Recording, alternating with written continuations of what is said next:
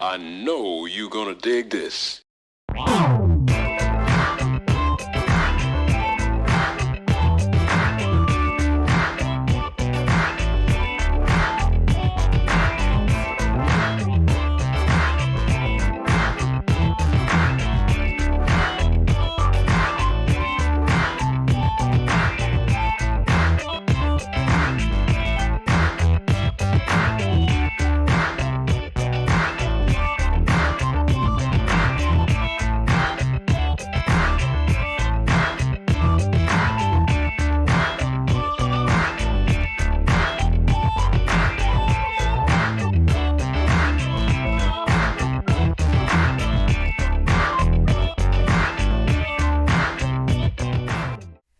This is Rhine McLin, host of the Funk Music Hall of Fame and Exhibition Center's award-winning show, Funk Chronicles, recorded live here at DATV Studios in Dayton, Ohio.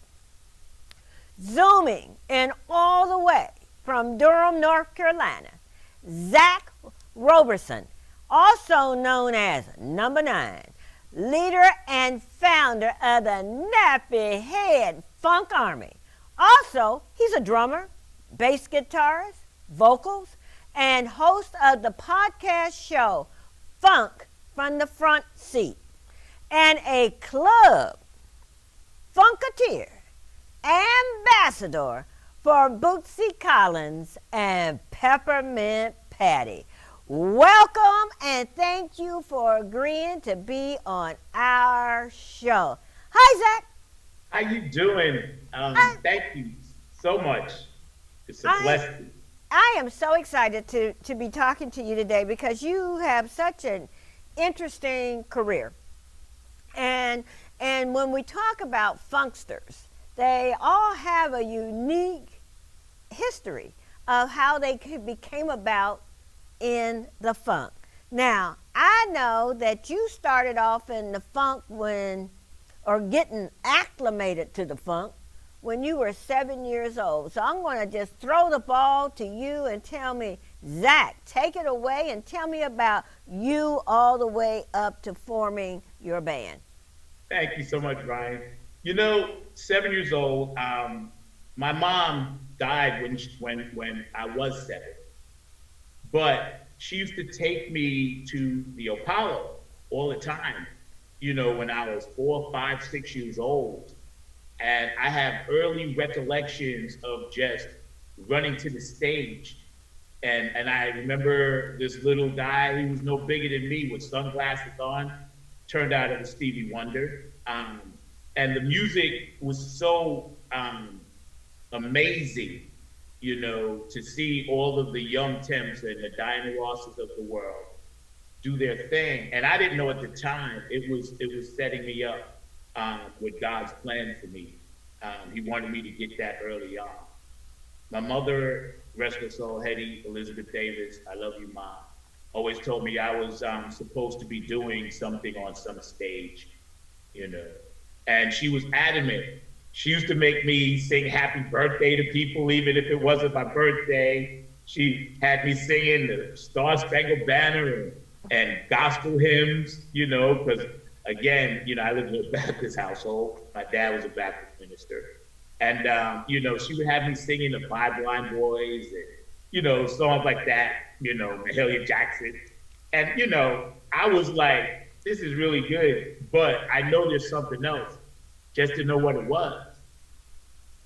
When I was about maybe 10, I heard this song by this group called Parliament, right? And I was like, well, that's a strange name. I knew about the cigarettes, right? And my mother has since passed, but she was always with me, and somehow she drew me to that because the song was called Testify, right? And I was like, oh, this ain't the Temptations. This ain't the Four Tops.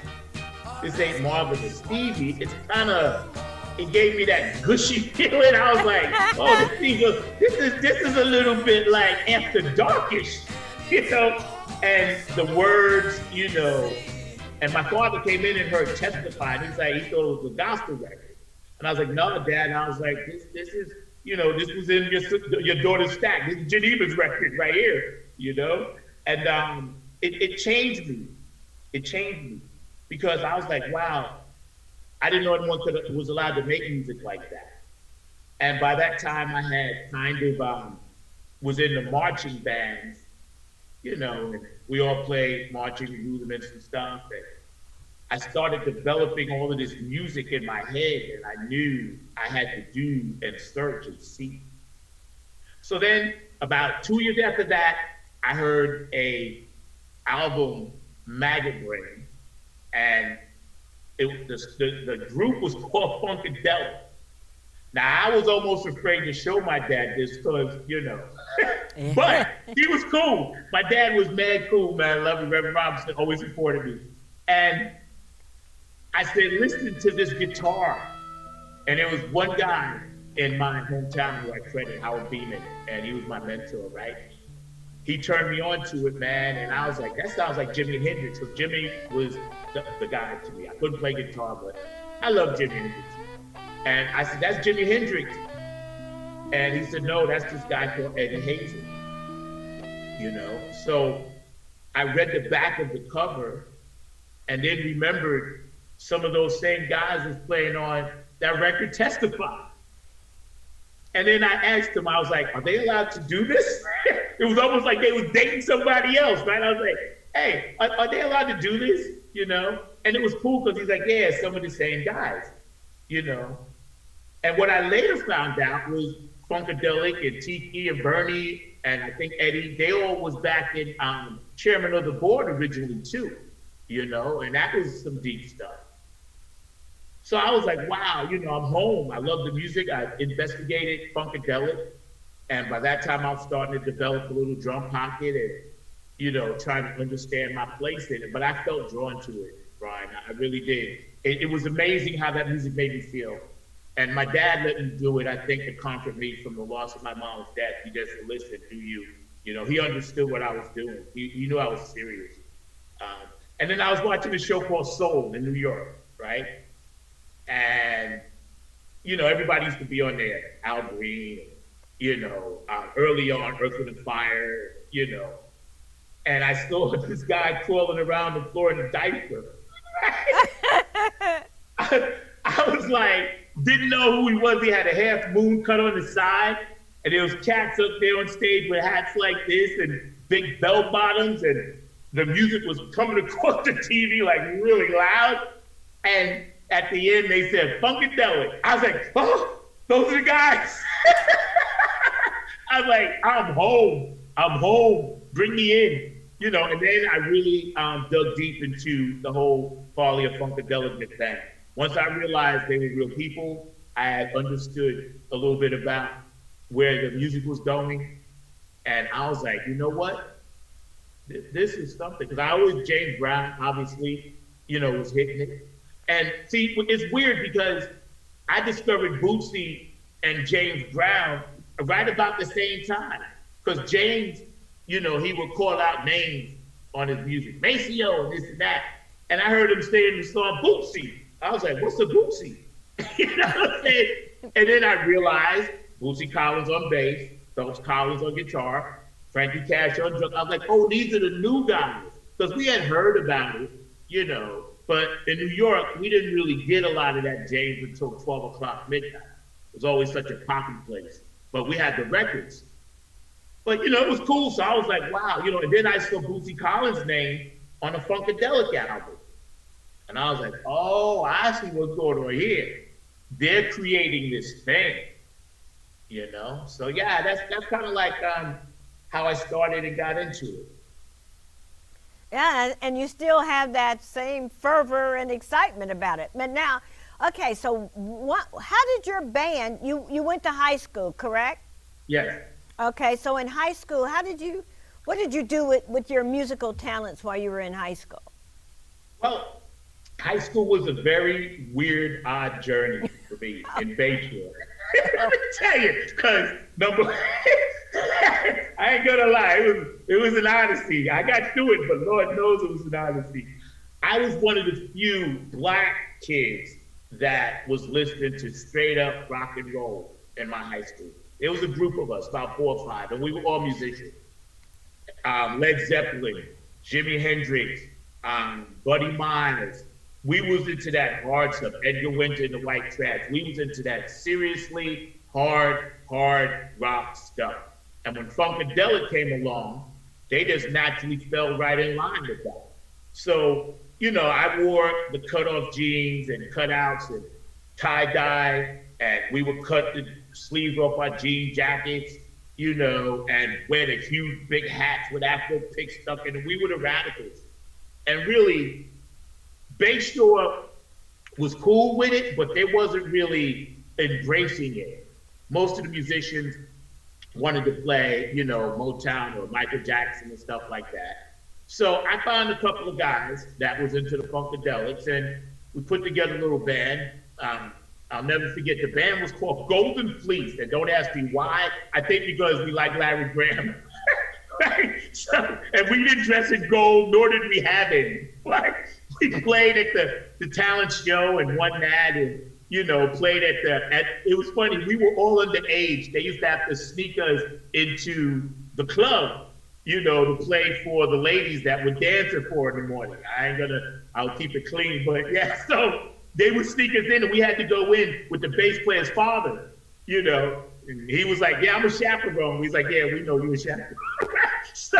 so, right? We used to play in those places. The place was called Johnny White. We had our one little gig, and we were so happy, and we'd go in there once a month and do that and get paid our $35 a piece, eat fried chicken, you know. And again, I'm seeking. So by that time, you know, I had gotten into this whole I need to work thing. And one of the first working bands I was in was Manchild. They're the ones that really set me on the path to the entertainment. Howard Beeman, Goldie Carter, Bobby Threadgill, those guys from Bayshore, those girls, Bubba Shirley. Those are the people that taught me how to be a professional musician. At the time, I didn't know anything. I was just making noise, just, you know, and they taught me from ground up. They broke me down, and I'm so glad they did. They said, listen, we're going to start with the basics. Stay in the pocket. Because I was a fusion. I was like, and then no. Stay in the pocket. They taught me that. They taught me how to be professional about being on time. Not that I was ever late, but I would always get there and then want to do other stuff, play on other people's instruments, you know. They taught me how to understand the groove, the one, and where it was at. And Bobby Threadgill, the drummer who taught me, he taught me how to learn from a record, because I wasn't learning properly. And I could play the stuff, but I was always missing those little subtleties that actually made the song work as a drummer. And he said, no, you're not hearing everything. You need to focus on the kick, the snare, the hi-hat. Don't try to listen to all that other stuff. And he really taught me. They had so much patience with me. They're my family to this day, and I love all of them, even the ones that are in heaven. Clarence Stowart too. And they taught me how to become on my way to becoming a professional musician. Because they said, listen, you're getting paid in this band now. We expect X, Y, Z. And I was grateful to them. And then from that band, I went on to another band, First Impression, which was the first real traveling band I did. We were backing up the Tramp sometimes, and, you know, backing up Vicki Sue Robinson sometimes, you know, when she come through. And it was the first time I kind of understood the levels, you know, of where this thing was at, you know, and the pay. You know, the pay was better. You know what I'm saying? So I was like, oh, okay, you know, this is all right. My dad was at that time, you know, a little elderly and sickly, but he was happy because I literally was making money doing something I loved. And he's the one that brought me the best equipment money could buy. As a kid, I wanted for nothing. I had my own room, phone, whatever. My dad was like totally the best. And to this day, I thank him. I'm grateful for that. So that band, First Impression, was really cool. And by that time, you know, getting city exposure and all this other stuff, I realized if I got into a corporate wedding band, you know, I could play and make money all the time and still work on my stuff. But the 80s was really hard It- on it- the funk world. Zach, I just want to stop you for a minute. I need you to explain what the corporate wedding band is. Okay, great. A corporate wedding band in New York, I was working with one of the best. We played the Twin Towers, Shea Stadium events. Corporate wedding bands usually make a good piece of money working at the White House, working at hotels. If a major celeb comes through, like we did a wedding for Whoopi Goldberg and a wedding for John Leguizamo.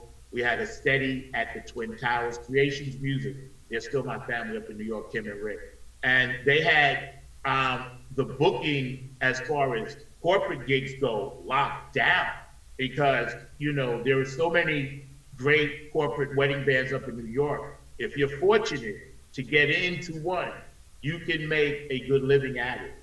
I was able to do that. And that's kind of like what it is. It's just, we play pop songs, we play whatever's on top of the charts. You know, sometimes it's smoke and lights, depending on what event you're doing. You know, always had a back line with equipment, so that was great. I was very happy, never had to carry equipment. So it was a really good professional corporate band. We played at the White House twice for the Clintons. You know, so it was a traveling corporate band. And Kim was signed also to Sony Records. So she had some music out. I didn't go to Germany with her because I didn't want to go, but she had music out. So it was kind of a nice way for me to make money and still think about the funk, you know. Thank you. I because I heard you refer to it a couple of times, and I just wasn't sure what that was. Yes. Continue on. Okay. So I was thinking about, you know, how to do something in a different kind of mindset with the funk thing, you know.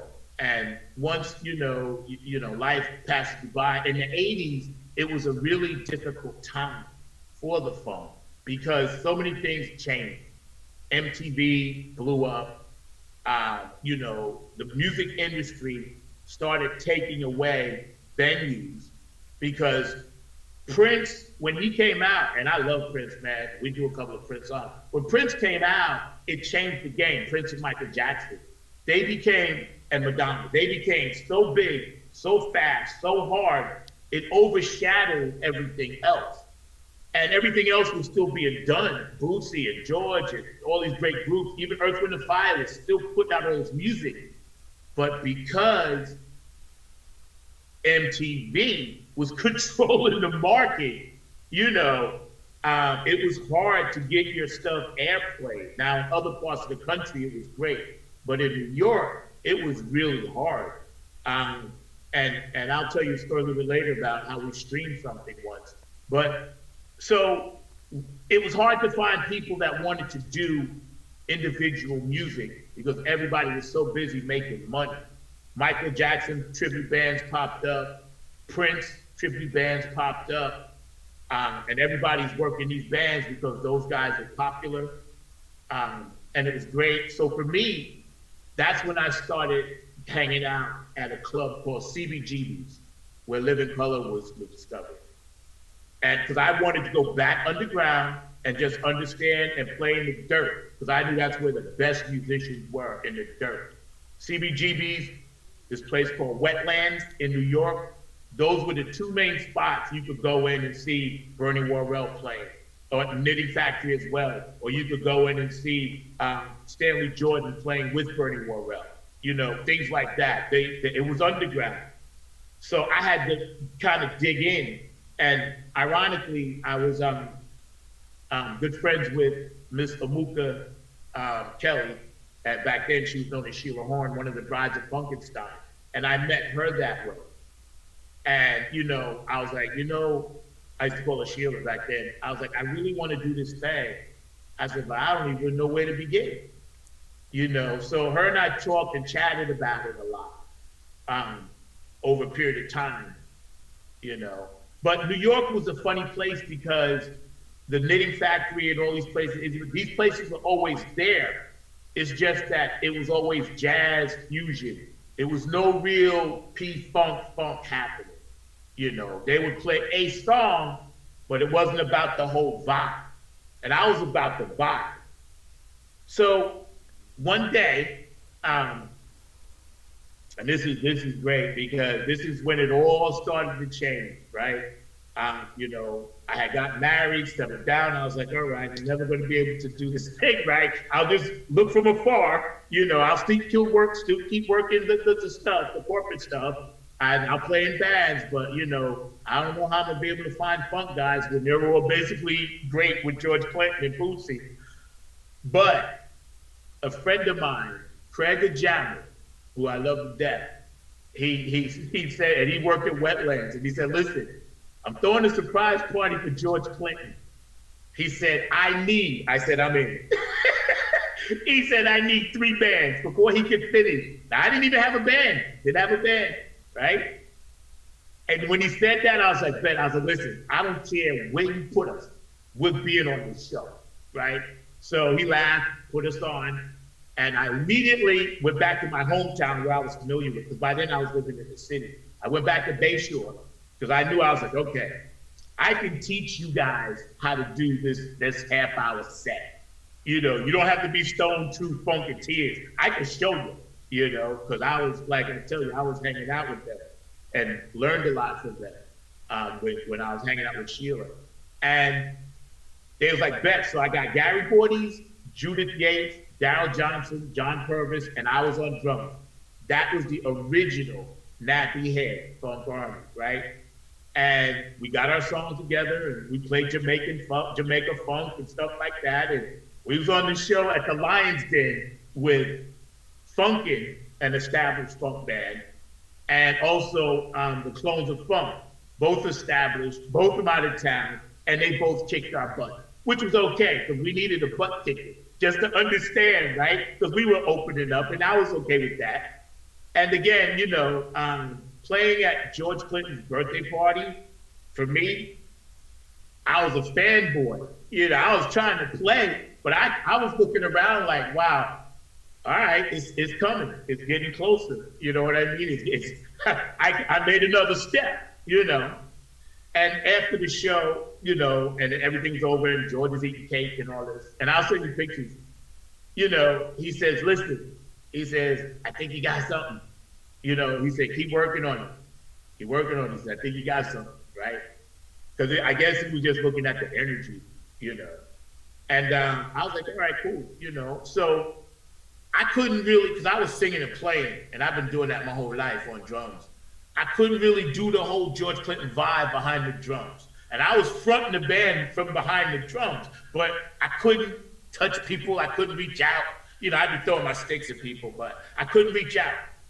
So I met this gentleman named Eric Wilson, and I'll name all the guys and girls in my band, but Eric Wilson, he was hanging out on the side, and he was like, listen, can I join your band? Because that's how it is in New York. We just walk up and ask. And he knew that I could use him. So he came in, and he brought with him a guitar player, John Willis, you know, and they brought with them another drummer, Kevin Harrington. Now, Kevin, special kind of guy. Freddie Jackson's, you know, first of all, he's a producer, director, and he does all my stuff as well, production-wise, engineer. But he was Freddie Jackson's MD for many years, and he worked also with Nona Hendrix, you know. So I realized, I was like, wow, they must see something in this project that they're coming. And, you know, Eric Pearl, I played with Blue Magic, and I had a quick step with them. So I was like, okay, this can kind of work, you know. And I was telling people around me, listen, I'm getting ready to do something. I'm not doing any more weddings or none of that, right? And I really dove into my dream. And then, you know, another gentleman, William Bush, he came in, you know, because Pearl knew everybody. You know, then another young lady, Tanya Tiet, and another young lady, Pat Dioria, came through. And then my friend Gary Bordes was playing bass, but 2 more bass players came through, Carlton Collier and Mark Bass, they came through. And then there's one guy one time, skinny little guy, standing on the side of the stage while we was playing at Wetlands, and he was just mimicking everything I was doing because he knew all the words to all the Funkadelic songs. Because at the time, we was basically just a P-Funk tribute band doing all P-Funk. And he walks over to the side in between the set. He's like, yo, can I come up and sing with you? And I was like, yeah, all right, whatever. I was always like, yeah, whatever. His name was Eric J. So he came up, and I realized he was a funketeer. He knew more than they knew, because he was like me. He grew up in that. And he's a hip-hop artist as well. So again, the band, God brought all these people together. Now, I'm from Long Island. I end up in the city. You know, I'm getting all these guys from Queens. You know, God is working this thing. And I saw that. I always paid homage to that. We were the type of band where we never did a hit without joining hands and praying together. That's how we always would approach the stage. And sometimes we'd be on stage and we could hear the audience say, shh, they're praying. They always gave us that respect, you know, and I'll never forget that. And, you know, these guys and girls, when they came through, they really made Nappy Head what it is. I had the vision, but I needed the players. You know, and God brought all these players, you know, and actually some of them went out and toured with George and did something with the Mookie Kelly. You know, I didn't go, but you know, I was like, yeah, sure, you can take the band, whatever, because I'm never trying to hoard stuff that God gives me. And she was grateful, and Amuka and I to this day are still good friends. So I thought about it while they were gone. I was like, okay, if they're good enough to go with Amuka to open up for George, I got to start writing some original stuff. And that 1 week when they was gone, when they came back, I had a full six song CD ready to go, ready to record, songs written. And then we didn't record them right away. We would just start playing them on stage, getting them tight, adding this and that. And then finally, about 6 months later, we went in and cut our first CD, Funky for Life. And it was a, you know, underground bootleg. We sold out in the trunk and at shows. And we're getting ready to remaster that, matter of fact, and put that back out. But it was a amazing thing to see that the gift God gave me and the ideas I had in my head came to fruition. And I cried. When I got that CD in my hand, I literally broke down. I was like, wow. From Testify to here, you know what I mean? And the emotions of my mom, my dad, my sisters, and everybody. I've never gotten nothing but love. I'm very fortunate. I've never been a person that kind of always got some hate every now and then, but very rarely. Everybody always appreciated what I was trying to do because they saw that vision. Excuse me, pardon me. And when it came out, you know, and we were selling it at shows, and people like, hey, they got a CD out. It was no big deal. We tried to shop it, but there was no money around for that. And, you know, I started putting my own money into it. And we worked our way up the ladder in New York. Nobody was doing what we did. We could either take them the original route with our funk stuff or the P-Funk show route. So we had two different things we were selling. And we sold one very well at the Funky Fish. We was there once a month, packed it, line out the door. You know, and then we sold the other half of it, you know, to a place out of Riverhead. And we were also able to sell it to 98.7 Kiss Radio. They used to have a 98.7 Kiss Radio band in New York. And they used to play every Thursday night. And every Thursday night, they would have a guest band come in and sit in with them. And they would be the headliners, but we would open up. So we did that a few times, and then we ended up just doing it by ourselves. Because they was like, they wanted to take a break from it. So we fell right into that slot, and we were advertised on 98.7 Kiss, Nappy Head Funk Army, Bang, the Bar Back, the whole nine. So my guys and girls were starting to understand, okay, this is doable. Let's just keep reaching, you know, and that's what we tried to do. You know, by then we're into the late 90s. And then, unfortunately, the world changed for everybody in New York when it came to doing the circuits. Well, let's stop just for a minute, because yes, and what I want you to explain the story, how you became the Nappy Head Band Army, Funk Band Army, and okay. And how you got there, because you know we're talking about it. You told me the story, but I think that it's important for folks to understand how you got that name. Oh, okay, yes. When I was a kid, right, black kid, ashy knees, big feet, ashy elbows, which is how I identify the Funkadelic, by the way, because they was just like me, you know. I love that. And most of the guys was like, that were light-skinned were into Smokey and the whole Jackson 5 family. If you didn't look like them, you know, nobody was interested in you. So my cousins, they used to always say I had a nappy head, because I never used to like the comb the back of my head because of the naps, it would hurt. So they said, man, comb that nappy head, you're just a nappy head. They would just call me nappy head. You know, my father called me Junior, but they would call me nappy head, right? And so it became something in my neighborhood, you know, because of that. And I was like, all right, y'all can call me that now, you know, and I tucked it away. So when, going back to the first gig we did, when Craig Ajamo asked me what the name of the band was, that's the only thing I could think of. I was like, Nappy Head, call it Nappy Head, right? And that's how we started that. But to further elaborate, we were playing at a club under Nappy Head, and the club was the Funky Fish, and it, you know, people doing their thing. Very mixed audience, very knowledgeable about the funk. You know, it was Bayshore, Long Island's own version of the city's CBGBs.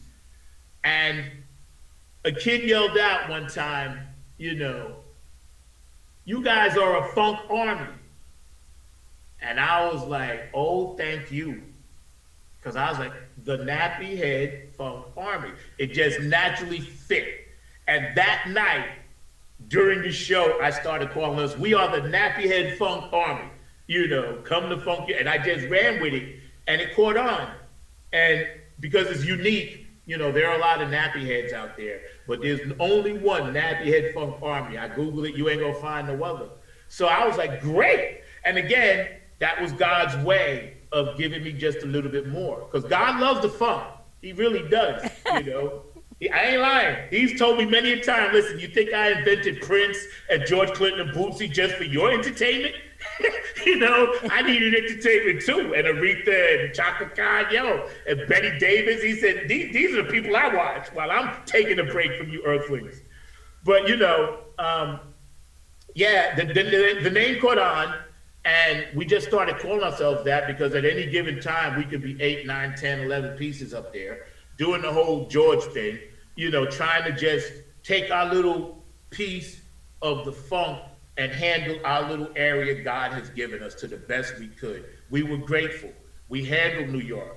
When they came through, you know, they may not have come to the shows, but one day I saw Ronald Stozo in the city, and he said, yeah, man, I heard about y'all. You know, now when you get that from a Funkadelic, you know, Stozo's my man, that means a lot. You know, by then I was staying in touch with Mike Hampton, and he was like, yeah, man, I heard you guys are doing your thing, you know, and they were always grateful for that, you know. I'll tell you a quick story, if I may. When I was hanging out with them up in Newburgh at their secret location in their recording space and rehearsal space, I felt literally like I had passed through this thing and was on the other side of it. And I was like, it even smelled different. I was like, this is the birthplace where the mothership is and all this stuff. And I'm like, man, God, you brought me here. You did it. We did it. I was so happy. I got pictures and everything. It makes me emotional now because everyone, Belita Woods, the late Belita Woods, the late Boogie Munson, the late Gary Scheider, they sat down and I was eating lunch with them and we were talking, chatting. You know, I was showing them the pictures I had. Some of them were a little ratty, but I brought them to the show like, hey, I got this one for you here, this one for you there.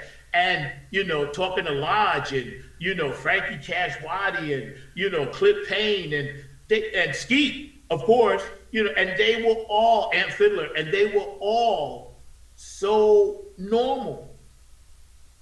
And I learned more having lunch with them when I was up there hanging out with them than I had ever learned by putting on a Funkadelic record. And I wore my needles out because they were, and Bernie was there too, they were teaching me and giving me a free, and I do say this again, a free funk, what's the word I'm looking for? Magnum Colati, like top of the shelf education. You know what I'm saying? I was getting a bachelor's of science degree in funk. And God put me right there at that table for that reason, because they don't let anybody in that circle. Like you said before, Boosie tapped you on the head, that's something. That circle is super tight. And to be part of that circle, even for the, and I get goosebumps, man, even for the times, because they was traveling this and that, you know, and it was a whole summer. But that summer, that validated where I could be here today and be on this show, because they validated me. They gave me their permission. Like, okay, I'm gonna tell you how I did this, because I was asking specifics, like who played bass on Funkenteleki? You know, I was asking specific, and they knew I was a student because I knew my stuff. Hey, I know that stuff, and I was like, okay. So when Bernie Worrell did this part, Skeet, why did you play this line? You know what I'm saying? I was in there, and Razor Sharp was so cool because he would let me stand by the keyboards and watch him play. Now I'm Boosie's rubber band, Razor Sharp, P-Funk, Razor Sharp. I'm next to him, watching him do what he does. And I was like, man, I was like fanboy to the 10th power. But you know what? I was a learning fanboy. I was like LeBron under Michael Jordan. You know what I mean? I'm gonna love you, but boy, oh boy, I can't wait to take some of this home and show the guys, listen, this is how it's done. And sure enough, when I went back and started hanging out with the band, and we got to the point where we was doing that stuff and they was playing it wrong, I would show them the right way. They was like, oh, that makes perfect sense. I was like, because I got it straight from the volcano. This is pure lava. This is hot. This is gonna burn you. This is how they did it. I said, I sat with them, ate with them, took them to Chinese restaurants, had them in my car, took them home from airports, you know, and they allowed me into that circle, man. And it was so awesome for a little dark-skinned black kid from Bayshore, Long Island, that dreamed and had those posters on my wall. It was amazing. And at the same time, I was developing my own professional attitude, you know. So I was okay with understanding and learning as opposed to just like being totally geeked out. You know, only on the inside was I geeked out. But the outside, I was strictly a pro, you know, because it's a difference. You know, fanboy, like as a musician, we keep that within. We all have our favorites, you know. But on the outside, they knew I was a Stone Cold pro, you know. And I asked George, I was like, George, can I come on the road and play drums for you? And he said, I can't carry you. He said, I already got 3 drummers. He had Ron, he had Gabe, and he had Frankie, you know. But again, he said, start your own band. And I said, George, I already got my band up and running. And then that Nappy thing. I was like, yeah, that's what we do. And he's like, all right, just keep doing that. Because Gary Scheider once told me, him and Boogie Munson, that they encouraged their music to be preserved and to be kept alive, because they're the only ones that really did it, the originals. They're the Mount Rushmore. But there are so many of us down here that we can take that, what they taught us, and just do different things. And Nappy Head, we were blessed and are blessed to actually do that, come back and do it again, and be on shows like this, and just pay homage, you know, to where it came from. But that's kind of like how the name started, Nappy Head Funk Army, and that's what we are, that's what we do. So tell me some of the highlights of what you've been doing since you, pre-pandemic up to that point, because I interrupted you and you were talking about how the 90s changed the music. Yes, and you were there. Yes, so let's go back and pick up when you were talking about, I heard you when you talked about in the 80s, you were talking about how the Princes and Michael Jackson's all changed, how the MTV, all that changed. So we need to continue in this line to bring us up here to where we are today. Awesome, and I appreciate you. Thank you so much for your patience and your kindness. I love you. It's like, along with that MTV thing, also came hip hop and rap. Loved hip hop and rap, I still do. I just don't listen to the demeaning stuff and the curse word stuff. I like the message stuff. But MTV was selling that, you know, because it was easy. It was 3 people on a blue screen, black screen. So they were sampling everything, but they didn't really start sampling George Clinton until Ice Cube, Ice-T, and Dre on the West Coast picked that up. Although, Me, Myself, and I, by the guy that did the Humpty Dance, all of that stuff was P-Funk sample. So he was into it. Digital Underground, ironically, which is where Tupac came from. So for a band, and for especially a drummer, drum machines knocked us out the box. We weren't getting any studio sessions. We would only play live gigs. And all the live gigs, a lot of them started turning into hip hop acts. So it changed how we had to approach to find work, which is why I always kept my foot in that corporate world. So when that happened, it was like a perfect storm, because CBGB's was doing the underground stuff. They had gotten one band out of their living color who made it, you know. Nobody else, everybody else was just going through there for the name of the club. Wetlands started to close. They started to gentrify, you know, the West Village, Alphabet City. And they took away all the great underground spots.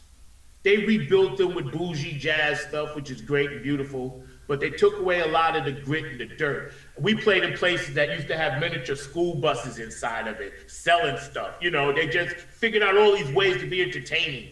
You know, the Knitting Factory literally was a knitting factory where Bertie used to play. So when all that was happening, you know, we were kind of peaking at that time, but we were running out of funds to travel and work. Guys were, you know, obviously wanting to get paid what they're worth, and I'm always for that. And we had ran into this manager, and I'm not going to mention her name, but she had connections with Paul Pesco, Madonna's guitar player. And they had this big warehouse out on the end of Long Island, and they were doing this thing called streaming. So I was like, well, and they knew we had headlined the Harry Chapin Theater. We had headlined down the Amsterdam Avenue Street Festival by then, and that was like 30,000 people. So we were playing big gigs, you know, when we could get them. We were able to, we had enough material, we were able to hold it down for a good 2 hours. So we meet this lady, and she introduces us to this new thing called streaming. And by this time, there was no Facebook or none of that. It was that other thing, MySpace or something like that. And we were like, what's streaming? You know, I knew about cable, but so she said, well, our idea is to take a live band and record them live and stream it out on the internet. I was like, oh, so like a live concert. She said, yeah, but here's the thing. You're going to be in the studio recording it live, then go back and play on top of it. You know, so it was like this double thing we had never done before. It wasn't like shooting a video. So I was like, all right, great. So she hooked us up with that. And we went there, and ironically, our stuff is still on YouTube. We were the first Black funk rock band of Long Island to do that. No one else had done that. It was a brand new thing. Pardon me. And we were the first ones to do it. So it was like an honor for us. And you know, people could then see us playing live and didn't have to be in the same place we were. That's why I kept all those on YouTube, you know. And we dressed up in our colorful stuff, and we funked it up and played some songs, this and that. And it was cool, but you know what? Wasn't quite above board. I'll just leave it at that. It wasn't quite above board. It was great, and I loved it, but there were some things going on behind the scenes that I could not really get with. And again, I have a large family to take care of, 10 pieces. So I wasn't going to let my family get caught up in something. I was protecting my band. I always call them my band family, but I'm the daddy. So I had to make sure everything we did, and I paid them for it, I had to make sure everything we did was on the up and up. But it was more of about control. How does this get controlled? Who owns it? Stuff like that I had a problem with. So we did it. It was cool. We did 3 or 4 there. I think 3.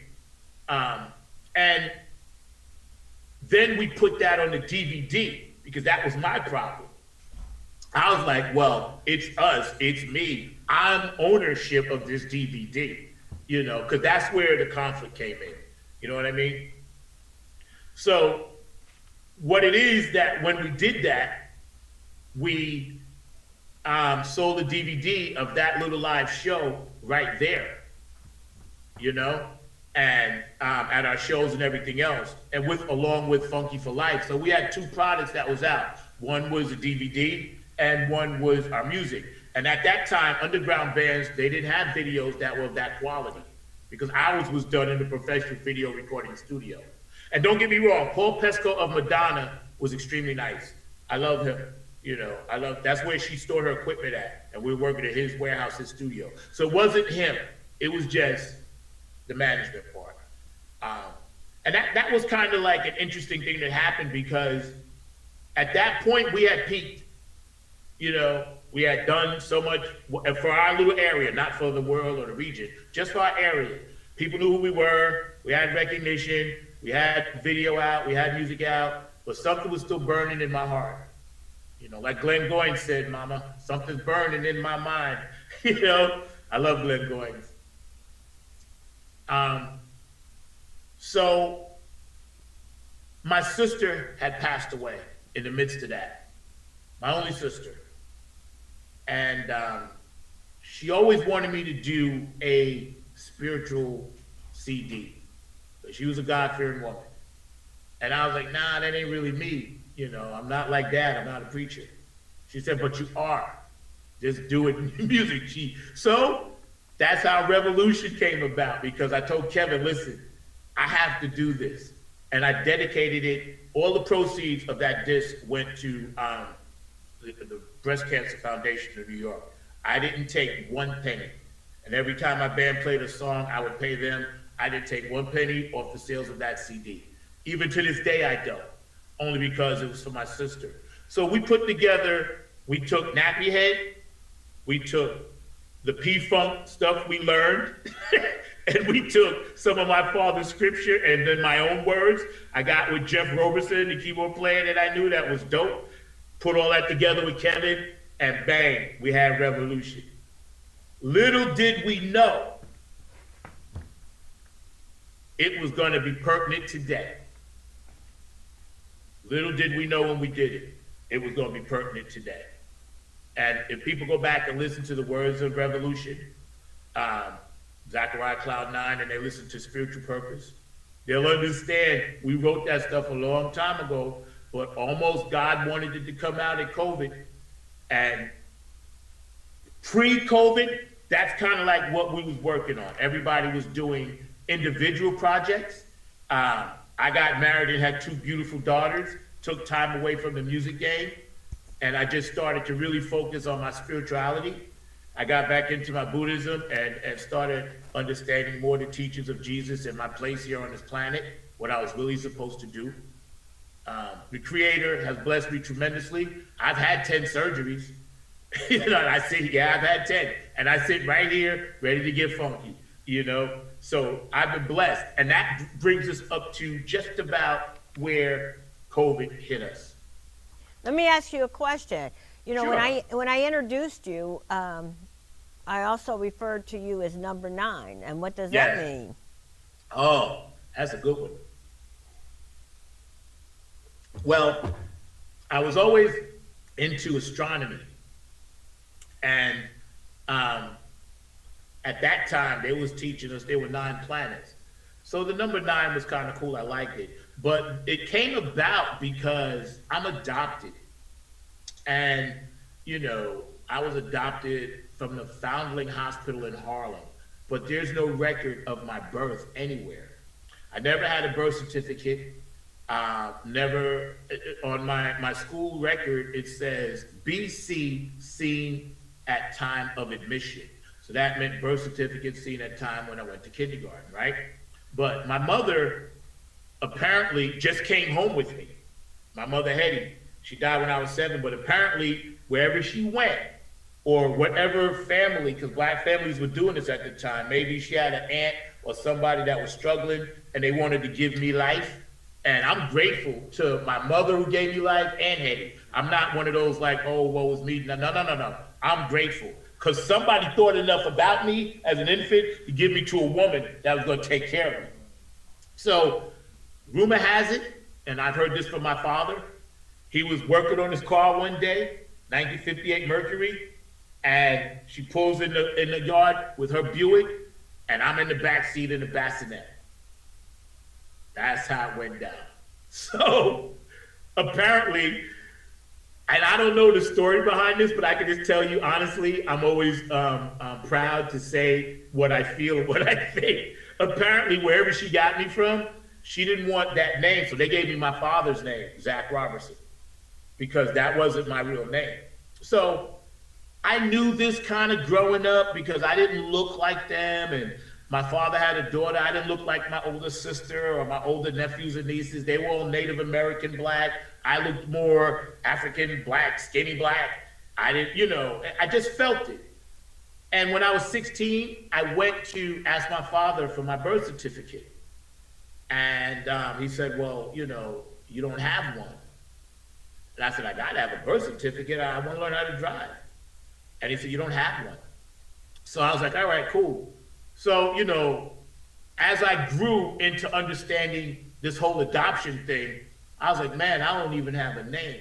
I don't even know my real name. So I used to lay back at night, look at the stars and my telescope and think about the 9 planets. And I was like, you know what? I'm gonna go by number 9. And that's how that came about. You know what? That story is going to help someone understand their identity and be really susceptible. I got one more question to ask you. Surely. And that is, well, it's kind of 2 parts. It's like, what is funk to you, and why is there important to have a funk museum? Okay. Funk to me is a way of life. It's a lifestyle. The lifestyle is basically taking nothing and making something. And that's a quote directly from Bootsy Collins. Taking nothing and making something. Funk is it's that last old piece of chicken in the bottom of the bucket of Kentucky Fried that nobody wanted, that been sitting there, not quite moldy, but good enough to still eat, but you can taste the tank. And you eat it anyway because you have no money and you're broke and you're sleeping in your car, but still something drives you because when you put on tear the roof off the sucker and something hits you, like, it's funk. Funk is a way of life. It means to me to be ever funking on, like Bootsy said, pushing, constantly grinding. I don't care if you gotta walk up a hill both ways, you funky. Nobody can take that from you. When you get to the top of that hill, your clothes may be tattered and torn, but you brush yourself off and you declare, yo, I'm funky. I could do this. There's nothing on this planet that a funketeer can't withstand or endure. We are like, if I had to put it, the worker ants in the hive. We don't get to fly around and go out and be the queen and that. We are the ones. I always tell people, R&B and soul had a baby, and blues is the grandfather, but R&B and soul had a baby, but the baby was born 12 o'clock midnight. So it wasn't all pretty and poppy, so they only let this baby out 12 o'clock to 6 o'clock in the morning. And when the baby got out into the world, he knew R&B and soul was the parents, but he's like, you know what? It's dark, it's grimy, it smells, it stinks, I'm walking in muck and mud. They gonna call me funk when I come home. And he comes home at 6 o'clock in the morning, and soul and R&B like, boy, where you been at? And he been like, I've been getting funky, because y'all won't let me come out during the day. Like George said, it used to be a bad word, no airplay. They kept them at night. So all your best funk comes after 12.